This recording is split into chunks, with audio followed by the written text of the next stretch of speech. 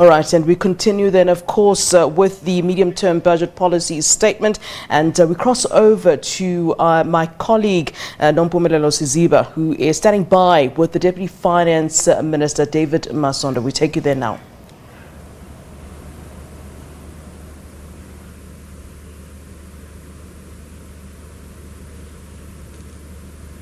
Thanks very much, Flo. We're still in Cape Town, of course, after the delivery of the midterm budget by Finance Minister Tito Mboweni, and I've got the second in command at the Finance Ministry, that is Mr. David Masondo, the Deputy Finance Minister, just to speak to us and unpack the budget a little bit. Thank you so much for joining us, sir. Thank you for having me, Nompumelelo, and good afternoon to your viewers. Good stuff. So, Mr. Masondo, just tell us, was this a stimulus or a consolidation budget? How would you describe it? It was a consolidation budget, a budget which does not compromise social expenditure, a budget which doesn't compromise infrastructure over the next 3 years. We're consolidating on consumption, particularly on wages and other services that are not imported for government, but we're not cutting on social grants, for instance. We're not cutting on infrastructure. Yeah.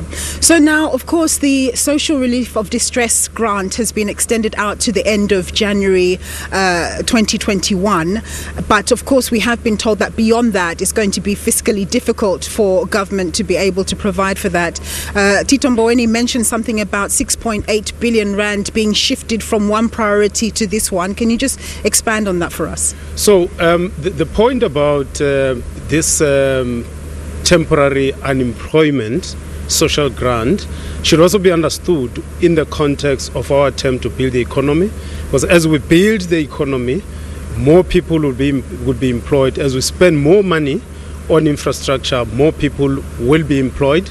As we sort out ESCOM, business confidence increases and more businesses will start investing into the economy, and in that way they'll be employing more people and set the material basis for us to raise revenue, which will help us to provide the necessary services to South Africans. Now, tell us about the 800,000 job opportunities that the President referred to in the Economic Reconstruction and Recovery Plan. He talked about those being immediately sort of on the cards. Where will government get the money to ensure that those job opportunities are provided? There's already 12 billion that we've allocated for a mass employment program, which are going to be driven by departments. There's a variety of programs that departments will be undertaking to make sure that we absorb a lot of people. Part of that 12 billion will go to infrastructure at the local level, at the municipality, but there are other departments that will be implementing massive infrastructure programs which are going to absorb more people into the economy. It's not enough. Given the amount of unemployment that we have, it's 14 million people who are unemployed. We need to do more in growing the economy so that we absorb more people. Yes. Now, the Finance Minister was at pains to explain why there was the decision to advance 10.5 billion rand to SAA over and above the 16.4 billion rand that was announced in the February budget. But can South Africans be sure that this is the final tranche of money that government is going to be giving to SAA, and the bailouts that run to the tune of some 75 billion rand since the early 2000s is going to come to an end? Our hope is that once the South African Airways is restructured, because remember, this 10 billion is meant to enable SAA to restructure itself, and part of the restructuring will require SAA to pay some amount, including the severance packages of some of the employees that are going to lose their jobs. Unfortunately, there are certain airlines, aircrafts that SAA has contract with, and to get out of those contracts, you've got to pay certain penalty. There are people who had booked tickets before SAA was in business rescue. We owe them, and therefore we need to pay them. So as part and parcel of restructuring, SAA, which will also be costly.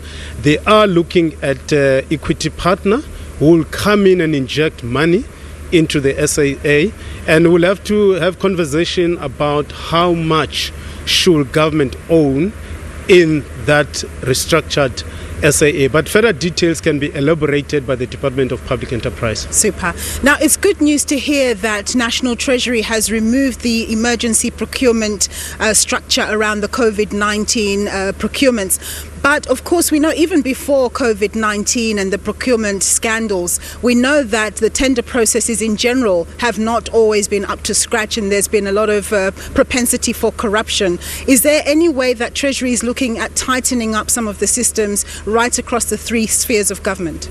Yeah, indeed, the point about corruption, you're right, it predates COVID. There's been corruption even before COVID, and government has put a lot of internal control measures within institution, within department, to make sure that we prevent corruption, and we've insisted that we do need to put officials who are honest, who serve South Africans.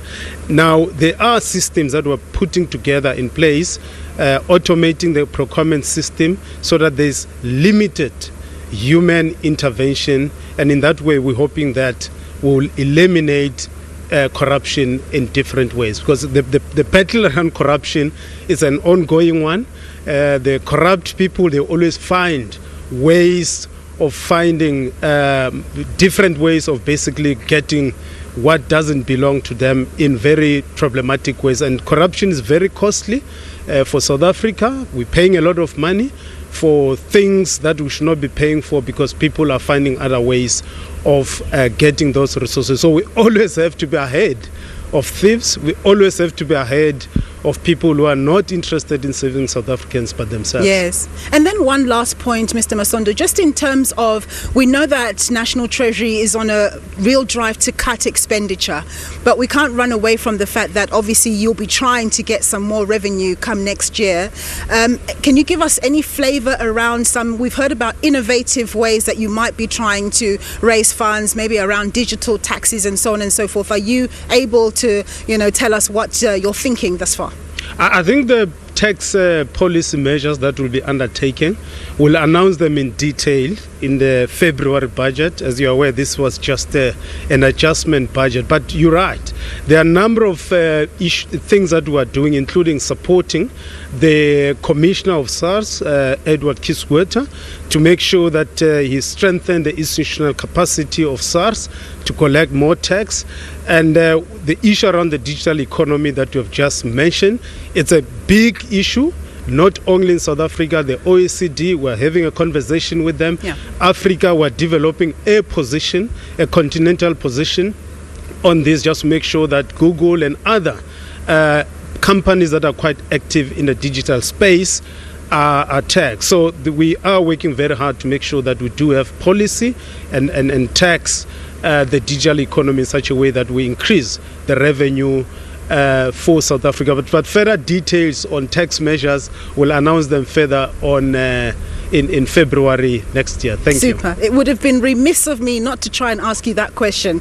That was the Deputy Finance Minister, David Masondo, just giving us a little bit of further insight into the midterm budget.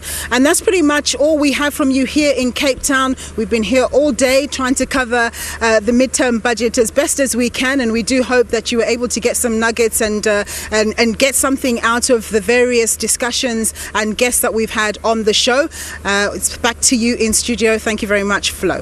Thank you very much, Nompu. They're speaking to the Deputy Finance Minister, David Masondo. She's coming to us from Cape Town, of course. Very interestingly, asking about tender processes in general, having propensity to corruption. And, of course, the Deputy Minister saying that internal control measures have now been put in place, that the battle around corruption is an ongoing one, and that corruption is very costly for South Africa. Things I think we know, of course, and we've seen kind of playing out, particularly as we've been battling with the PPE, or what's been called the PPE corruption scandal.